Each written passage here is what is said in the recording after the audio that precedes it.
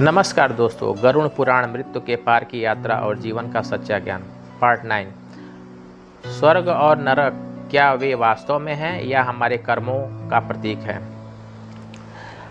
आप सभी का स्वागत है हमारी विशेष श्रृंखला गरुड़ पुराण मृत्यु के पार की यात्रा और जीवन का सच्चा ज्ञान।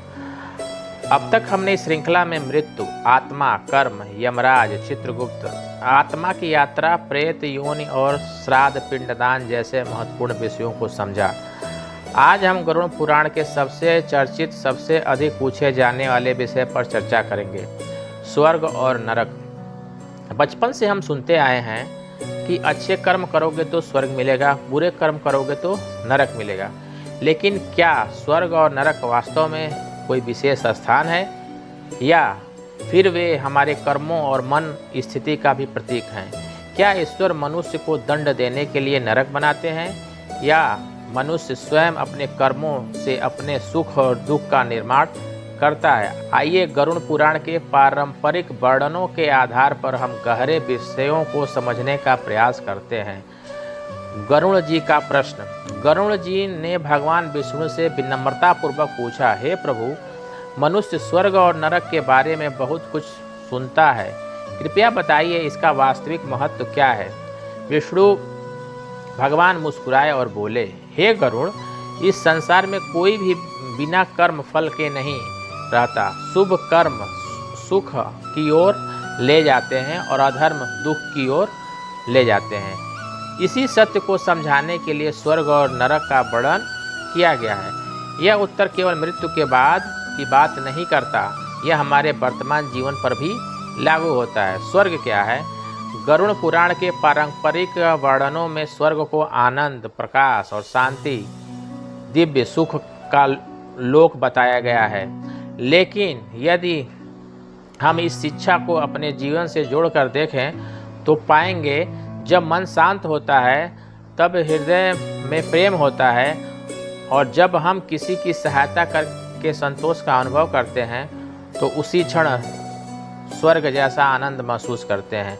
एक गरीब बच्चे को भोजन कराना, किसी रोते हुए को सहारा देना, अपने माता पिता के चरण स्पर्श करना, ये केवल कर्म नहीं, ये मनुष्य के भीतर स्वर्ग का अनुभव कराते हैं। नरक क्या है?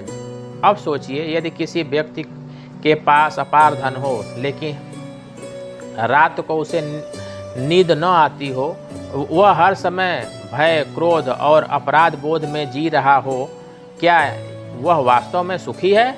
गरुड़ पुराण हमें यह सोचने के लिए प्रेरित करता है कि बुरे कर्म का परिणाम केवल भविष्य में नहीं, जीवन में भी दिखाई देता है। झूठ, अहंकार, ईर्ष्या, धोखा, ये सब मनुष्य के भीतर अशांति पैदा करते हैं। यह अशांति उसके जीवन को नरक जैसा बना सकती है। एक प्रेरक कथा। एक नगर में दो मित्र रहते थे। पहला मित्र बहुत धनी था लेकिन लालची था, वह लोगों को धोखा देकर धन कमाता था। दूसरा मित्र साधारण जीवन जीता था, वह ईमानदारी से मेहनत करता, कम कमाता लेकिन चैन की नींद सोता। दोनों से एक संत ने पूछा, तुम दोनों में सबसे अमीर कौन है? धनी व्यक्ति बोला, मेरे पास महल, सोना और बहुत धन है। साधारण व्यक्ति मुस्कुराया और बोला, मेरे पास संतोष है। संत ने कहा, जिसके पास संतोष है वही सबसे धनी है। यही गरुड़ पुराण का संदेश है।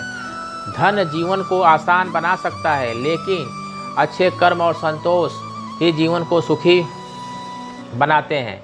क्या ईश्वर दंड देना चाहते हैं? बहुत से लोग सोचते हैं कि ईश्वर केवल दंड देते हैं, लेकिन सनातन धर्म का संदेश इससे कहीं अधिक गहरा है। ईश्वर मनुष्य को विवेक देते हैं, धर्म का मार्ग सिखाते हैं, दिखाते हैं और सही गलत समझाने की शक्ति देते हैं। मनुष्य का निर्णय मनुष्य का होता है, जैसा कर्म वैसा फल। यदि कोई किसान गेहूं बोए तो धान नहीं उगेगा, यदि वो कांटे बोए तो फूल नहीं खिलेंगे। ठीक वैसे ही हमारे कर्म ही हमारे भविष्य की दिशा तय करते हैं। आज स्वर्ग और नरक केवल धार्मिक विषय नहीं, वे हमारे जीवन का हिस्सा भी हैं। यदि किसी परिवार में प्रेम, सम्मान, विश्वास है तो वही घर स्वर्ग जैसा लगता है, जैसे जहाँ हर दिन झगड़ा हो, अपमान हो, घृणा हो वहाँ ताज महल भी नरक जैसा महसूस होता है। इसलिए गरुड़ पुराण हमें बाहरी संसार बदलने से पहले अपने भीतर झांकने की शिक्षा देता है। जीवन बदलने वाले 5 सूत्र। इस अध्याय के अंत में भगवान विष्णु ने हमें 5 सरल लेकिन महान संदेश देते हैं। पहला, हमेशा सत्य बोलने का प्रयास करें। दूसरा, माता पिता और गुरु का सम्मान करें। तीसरा, किसी के साथ अन्याय न करें। चौथा, अपनी कमाई का कुछ भाग जरूरतमंदों की सहायता में लगाएं। पांचवा, हर रात सोने से पहले अपने दिन का आत्मचिंतन करें। यदि केवल इन 5 बातों को अपने जीवन में अपना लें तो हमारा वर्तमान बेहतर होगा और भविष्य भी। इस भाग की सबसे बड़ी सीख दोस्तों, गरुड़ पुराण हमें भय नहीं जिम्मेदारी सिखाता है। यह कहता है स्वर्ग और नरक की शुरुआत हमारे अपने कर्मों से होती है। जब हम प्रेम, सत्य, दया और सेवा का मार्ग चुनते हैं तो हमारे भीतर स्वर्ग का प्रकाश जगता है, और जब हम लोभ, क्रोध, अहंकार और छल का मार्ग चुनते हैं तो हमारे जीवन में अंधकार बनकर लौटता है। इसलिए जीवन का सबसे बड़ा लक्ष्य केवल धन कमाना नहीं, बल्कि एक ऐसा चरित्र बनाना जिसे देखकर लोग प्रेरणा लें और जिसे याद करके ईश्वर भी प्रसन्न रहे। अगर आपको गरुड़ पुराण से जुड़ी ज्ञानवर्धक कथा पसंद आई तो इसे अपने परिवार और मित्रों के साथ अवश्य साझा करें, ताकि सनातन धर्म का यह अमूल्य ज्ञान अधिक से अधिक लोगों तक पहुंच सके। ऐसे ही गरुड़ पुराण और सनातन धर्म से जुड़ी रहस्यमयी एवं ज्ञानवर्धक कथाओं के लिए हमारे चैनल को सब्सक्राइब करें, वीडियो को लाइक करें और अपने विचार कमेंट में अवश्य लिखें। बेल आइकन को ज़रूर दबाएं ताकि इस श्रृंखला का अगला भाग आप सबसे पहले देख सकें। अगले भाग में क्या पुनर्जन्म वास्तव में होता है, आत्मा नया शरीर कैसे प्राप्त करती है, गरुड़ पुराण और सनातन परंपरा के आधार पर हम इस रहस्य को विस्तार से समझेंगे। तब तक के लिए हर हर महादेव, हर हर महादेव, हर हर महादेव।